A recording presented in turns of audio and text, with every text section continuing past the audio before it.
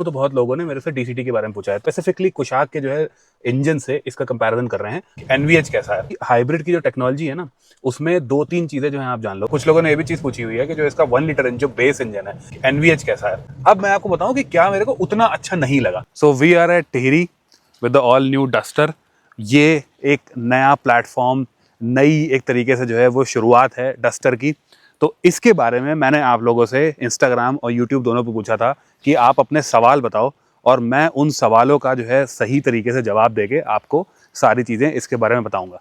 And the great thing is कि आपके बहुत सारे सवाल आए हैं। जल्दी से, बहुत ज़्यादा तेज़ बारिश हो रही है, एक एक करके जो है वो स्टार्ट कर लेते हैं सवालों के जवाब। मैक्सिमम क्वेश्चंस आपने जो पूछे थे, बहुत ही बढ़िया क्वेश्चंस हैं, उनको मैं इस वीडियो में कवर करता हूँ। चलो लेट्स गो इनसाइड। तो सबसे पहले जो मैं सवाल देख रहा था, लोगों ने हाइब्रिड के बारे में अच्छा खासा पूछा हुआ है। And let me tell you कि राइट नाउ हम गाड़ी जो है वो टर्बो पेट्रोल 1.3 चला रहे हैं, और हाइब्रिड दिवाली तक जो है तो नहीं आएगा। तो जब आएगा उसी के जस्ट पहले जो है वो भी हम लोग चला लेंगे। बस एक चीज मैं आपको बता सकता हूँ कि हाइब्रिड की जो टेक्नोलॉजी है ना, उसमें दो तीन चीजें जो है आप जान लो। एक ये कि 1.8 लीटर मतलब 1800 सीसी का वो इंजन है।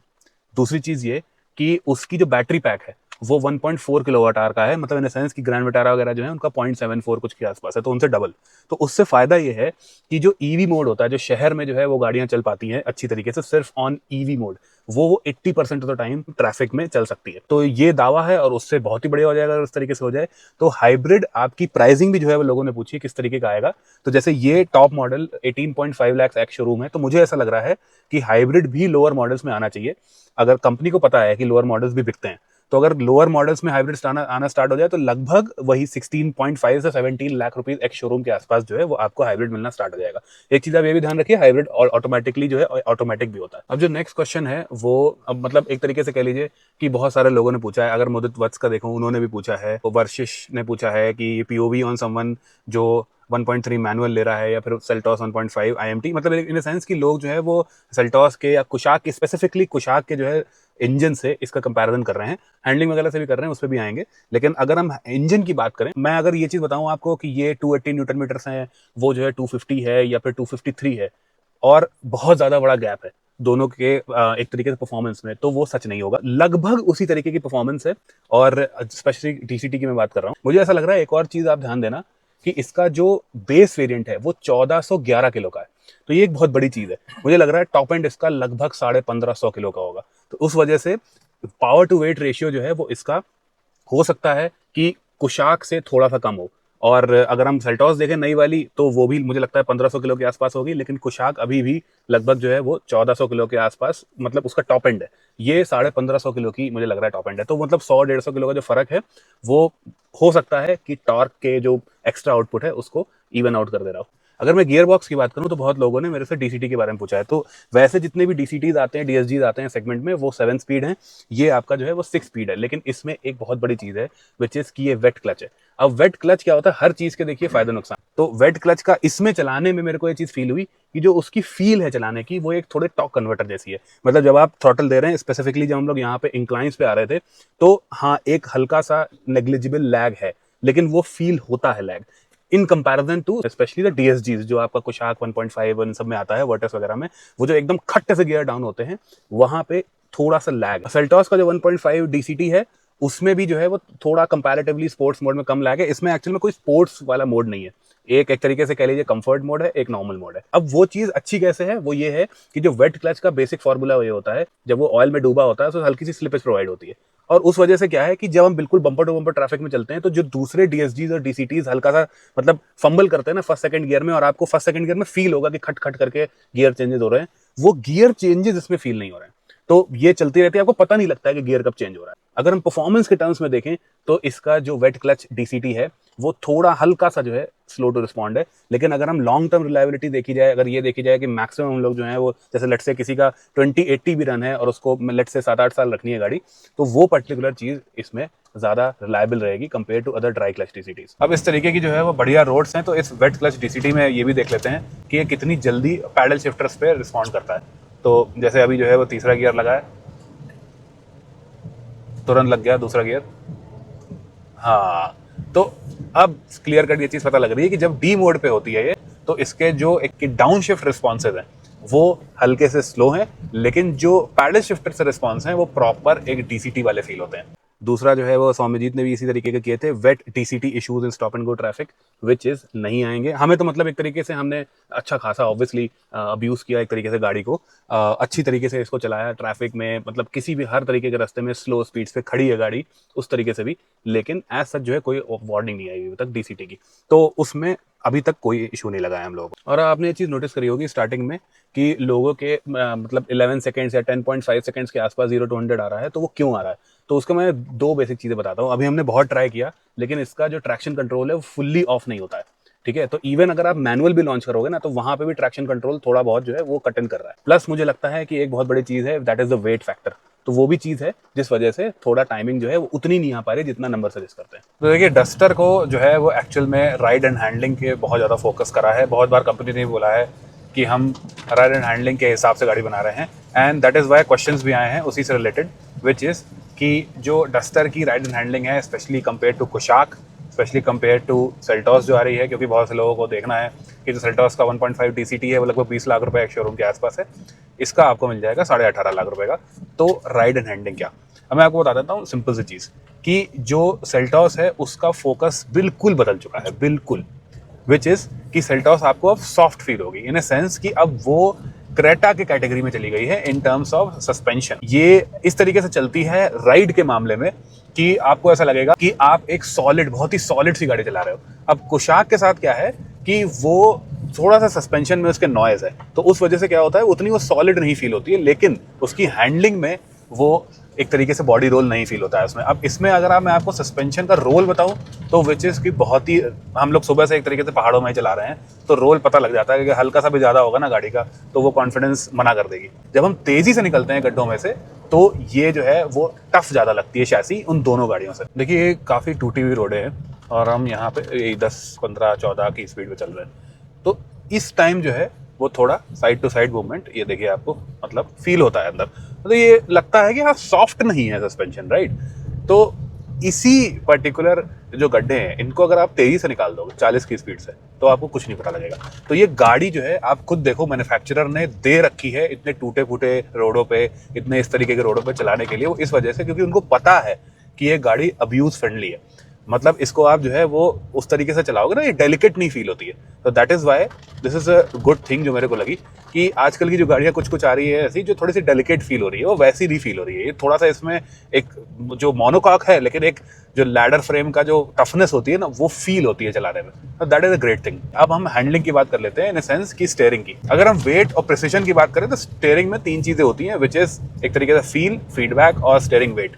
तो स्टीयरिंग वेट अगर मैं इसका बोलूं, तो सेल्टॉस और कुशाक दोनों से भारी है। उसकी वजह से क्या होता है, वो गाड़ियां थोड़ी सी अजाइल ज्यादा फील होती है, ना सेंस आपको ऐसा लगेगा कि ज्यादा जल्दी कट रही है, ये थोड़ी सी देर में कट रही है।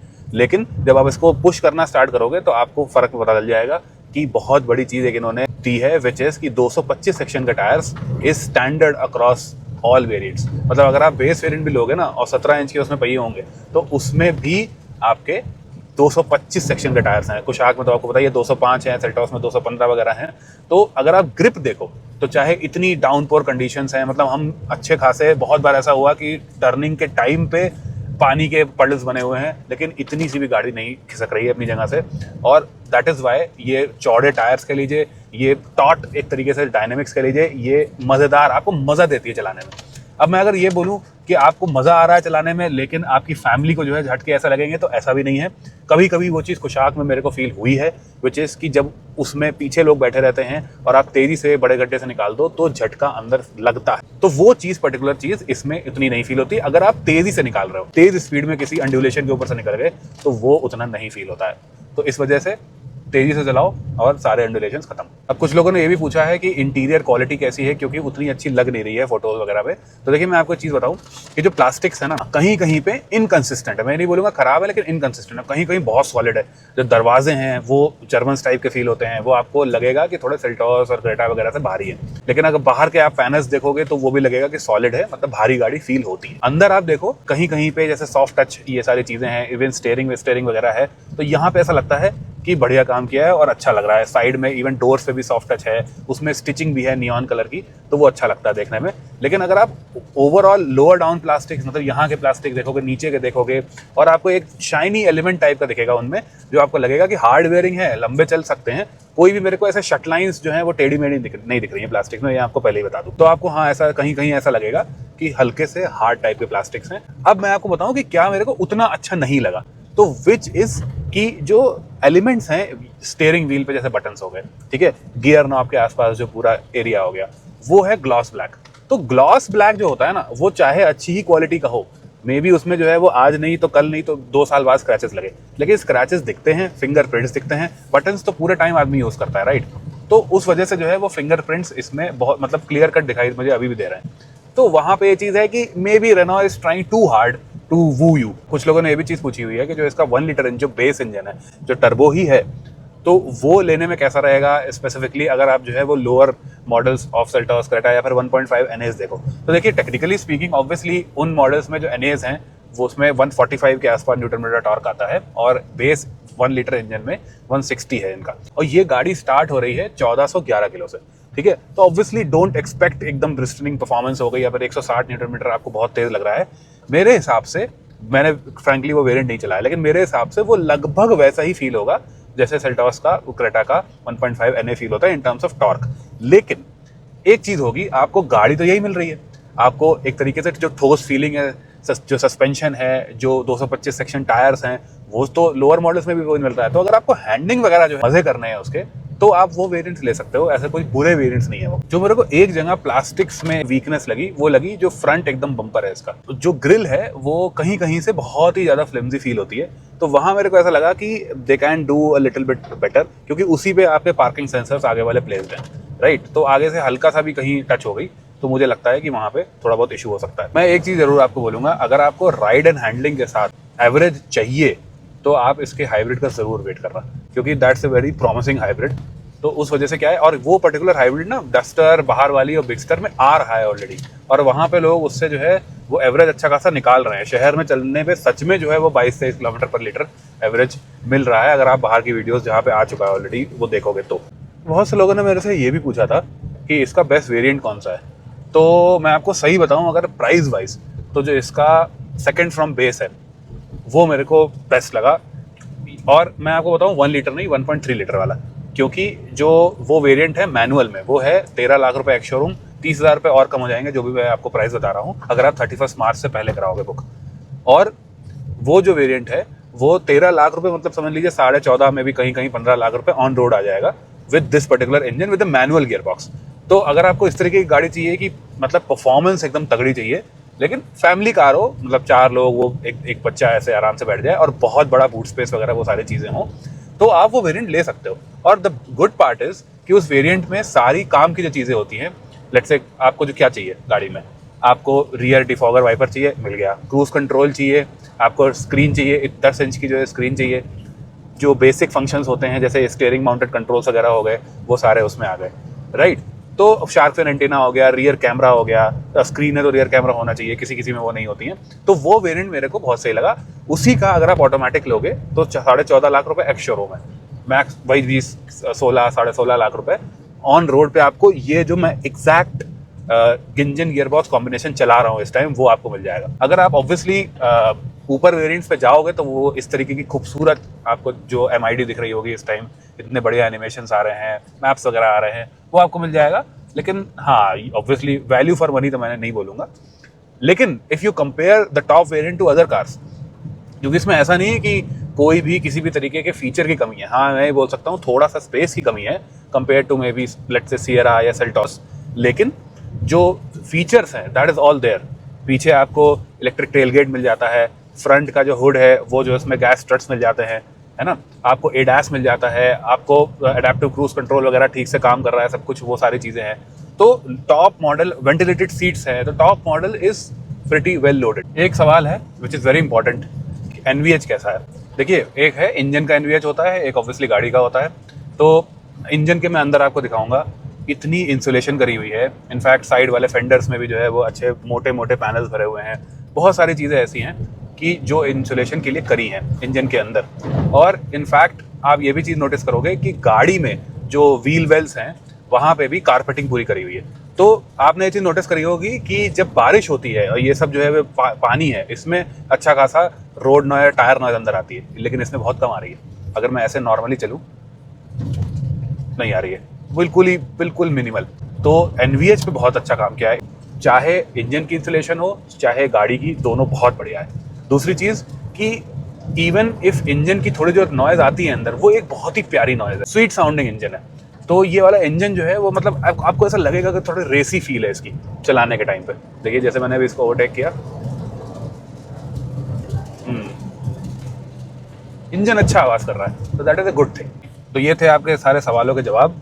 मैं इस पे एक बहुत मतलब ये मैं वीडियो जो है वो एम्बार्गो के टाइम डाल दूंगा, और इसके बाद फिर मैं सारी चीज़ें इंक्लूडेड जो आपने पूछी भी नहीं है और जो आप कहीं नहीं देखोगे, वो सारी चीज़ें इंक्लूड करके एक लॉन्ग फॉर्म वीडियो भी बनाऊंगा, everything about this particular duster, जो मैंने एक दिन जो है वो चलाने के बाद फील किया सब कुछ। और आपको जो है जो रिलायबिलिटी या सर्विस या ये सब चीज़ें जो होती है नहीं, वारंटी वगैरह, वो सारी चीज़ें भी मैं इंक्लूड करूँगा, सो दैट आपको एक होल पिक्चर मिल जाए कि कौन सा वेरिएंट लेना चाहिए, किसको लेना चाहिए, और जो है मे भी इस तरीके से कह लीजिए कि अगर आपको वेट करना है तो किस चीज़ का करना चाहिए, और सारी गाड़ियों के साथ कंपैरिजन भी। तो let me know in the comments below आपको ये वीडियो कैसे लगी, अच्छी लगी हो तो लाइक, अगर पहली बार चैनल पे आए हैं तो सब्सक्राइब टू द चैनल। अगली वीडियो में मिलते हैं, तब तक के लिए बाय।